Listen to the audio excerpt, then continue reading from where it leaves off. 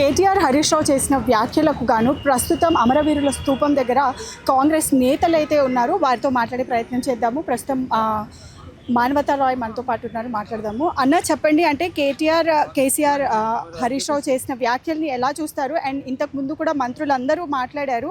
అంటే ఆరోపణలను నిరూపిస్తే కనుక అడ్లూరి లక్ష్మణ్ అయితే ఆయన కారులోనే వెళ్ళి రాజీనామా చేస్తానని కూడా మాట్లాడారు. కానీ ఇప్పటి వరకు అక్కడ నుంచి ఎలాంటి రెస్పాన్స్ రాలేదు. ఏం చెప్తారు దానికి? సవాలు విసరటం, పారిపోవటం వాళ్ళకి అలవాటు.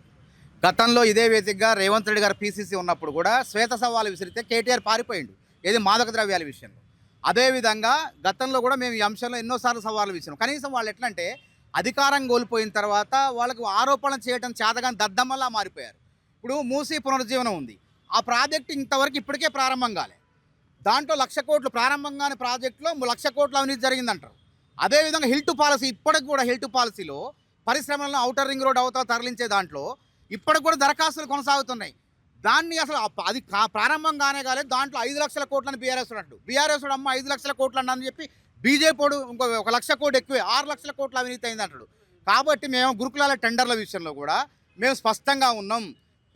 సుమారు 1,200-1,300 కోట్ల టెండర్లలో 2,000 కోట్ల అవినీతి అంటే జరుగుతుంది. అంటే ఆ సోయి కూడా లేదు, ఆరోపణలు చేసే సోయి కూడా లేదు. ఒకడేమో 2,000 కోట్లు అంటాడు, కొప్పులీశ్వర మాజీ మంత్రి ఏమో 3,000 కోట్లు అంటాడు, ఆర్ఎస్ ప్రవీణ్ కుమార్ 200 కోట్లు అంటాడు, ఇంకో బీఆర్ఎస్ నాయకుడేమో లేదు 200 కోట్లు అంటాడు. ఏంది అసలు ఏది కరెక్టు? అందుకే మేమేం చేసినాం, మొన్న గాంధీ భవన్లో మేము, మేడి రవిచంద్ర అధికార ప్రతినిధులు మొత్తం కూడా, మరి లింగం యాదవ్ అందరం కూడా సవాలు విసిరినాం. ఆర్ఎస్పీ నీ స్థాయి మా స్థాయి, ఎందుకంటే నేను 2 సార్లు ప్రధాన కార్యదర్శిగా చేసిన జాతీయ పార్టీలో. అదేవిధంగా అధికార ప్రతినిధులకు కొనసాగుతున్నాము. మా స్థాయి నీ స్థాయి ఒకటి, కాబట్టి నువ్వు మంత్రి స్థాయి కాదు. గతంలో నువ్వు మంత్రి కూడా చేయలే, కాబట్టి లక్ష్మణ్ కుమార్ కాదు. ఒకవేళ మాజీ మంత్రులను వస్తే లక్ష్మణ్ కుమార్ కానీ మా మంత్రులు వస్తారు. ఒకవేళ ఫామ్ హౌస్లో కుంభకర్ణులు లెక్క నిద్రపోతున్న కేసీఆర్ వస్తే రేవంత్ రెడ్డి గారిని చర్చలకు పిలిపిస్తాం. అంతేగాని ఇలా 11 గంటలు రమ్మడం, మేము కరెక్ట్గా 11 గంటలకు వచ్చిండా ఆధారాలు మా దగ్గర ఉన్నాయి, స్పష్టమైన ఆధారాలు. అంతేకాకుండా గురుకులాల్లో గోల్మాల్ చేసిన గురువింద ఆర్ఎస్ ప్రవీణ్ కుమార్, ఆయన ఇవాళ నీతులు చెప్తుంటే హాస్యాస్పదంగా ఉంది. ఇవాళ అక్రమాలు, టెండర్ల విధానం అనేది ఆన్లైన్లో జాతీయ స్థాయిలో వెళ్ళటం అనేది పారదర్శకం. మీరు ఎక్కడైనా తీసుకోండి, కోర్టుకు పోయినా ఇది పారదర్శకం అంటది. అట్లాంటిది ఆర్ఎస్ ప్రవీణ్ కుమార్ హయాంలో ఎటువంటి ఆన్లైన్ టెండర్ లేవు. నచ్చిన వాళ్లకు సమ్మర్ క్యాంపుల పేరు మీద, అదేవిధంగా ఎస్ఆర్ శంకరన్ ఏజెన్సీ ఈయనదే గురుకుల ప్రైవేట్ ఏజెన్సీని గురుకులాల కార్యదర్శి కార్యాలయం నెట్టబెట్టిండు. అదొక పెద్ద అవినీతి. దానిపైన కూడా విచారణ జరపాల. గురుకులాల్లో పూర్వ విద్యార్థుల పేరుతో స్వేరో అని పెట్టేసి, ఆ స్వేరో బ్యాంక్ అని పెట్టి ఎంతోమంది విదేశాల్లో సరిపడిన వాళ్ళ దగ్గర అక్రమంగా చందాలు, విరాళాలు సేకరించి అందులో పెట్టే మరి ఆ బ్యాంక్ ఏమైంది? అది ఏమన్నా పూర్వ విద్యార్థులకు ఉపయోగపడుతుందా? కాబట్టి ఆర్బీఐ కూడా దీనిపైన విచారణ జరపాలి. మనీ లాండరింగ్ పెద్ద ఎత్తున జరిగింది. కాబట్టి శుద్ధపూస లెక్క ఆర్ఎస్ ప్రవీణ్ కుమార్ మాట్లాడితే దమ్ముంటే అమరవీరుల స్తూపం దగ్గర రమ్మన్నాం. ఎందుకంటే ఇప్పుడే కాదు, నేను 2017లోనే ఉస్మానియా యూనివర్సిటీ విద్యార్థులు సాక్షిగా మేము చెప్తున్నాను. ఆ రోజు కూడా నేను ఆర్ట్స్ కళాశాల దగ్గర సవాలు విసిరం, లోకాయుక్తలో ఫిర్యాదు చేసిన.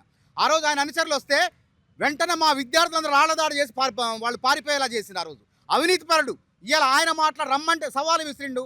ఆడికి ఆ సోమాజి కూడా అక్కడ ఎందుకు? పరమ పవిత్రమైన ప్రాంతం ఇది, అందరికీ ఆమోదయోగ్యమైనటువంటి తెలంగాణ హైదరాబాద్ నడిబొడ్లో ఉన్నటువంటి అమరవీరుల స్తూపానికి రమ్మన్నాం.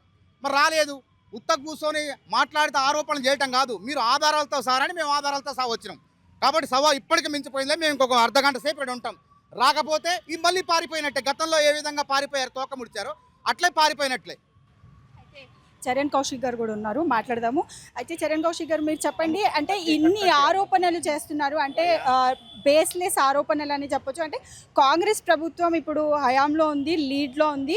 అయితే కేటీఆర్ కావచ్చు, కేసీఆర్ కావచ్చు, హరీష్ రావు చేస్తున్న వ్యాఖ్యలు ఓన్లీ వాళ్ళు ప్రభుత్వంలో లేరు అనే అక్కసుతోనే చేస్తున్నారా, లేకపోతే నిజంగానే ఏమైనా ప్రూఫ్స్ పెట్టుకొని చేస్తున్నారని అనుకుంటున్నారా? అసలు ఆధారాలు ఉంటే ఇప్పటివరకు ఒక్కసారి ఇన్నిసార్లు 2.5 సంవత్సరాల కాలంలో ఏ అంశం మీదైనా వాళ్ళు కామెంట్లు చేసుడు, లేకపోతే అవినీతి జరిగిందని చెప్తా ఉన్నారు.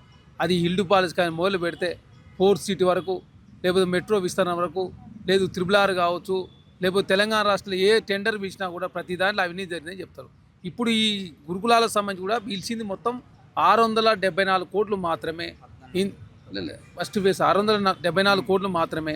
దీనిలో టెండర్లో, గ్లోబల్ టెండర్లో భాగంగా వాళ్ళు లెస్ టెండర్ కోడ్ చేస్తే వచ్చింది ఓన్లీ 500 కోట్లు మాత్రమే.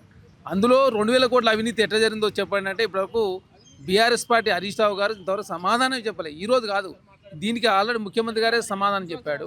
తర్వాత ఇప్పుడు ఆర్ఎస్ ప్రవీణ్ కుమార్ గారు మాట్లాడుతుంటే మంత్రి గారు చాలా స్పష్టంగా చెప్పాడు, 674 కోట్లలో ఎట్లా 2,000 కోట్ల అవినీతి జరిగింది, మిగతా 15 కోట్లు ఏందో చెప్పండి అంటే ఇప్పటివరకు సమాధానం చెప్పకుండా పారిపోయింది బీఆర్ఎస్ పార్టీ.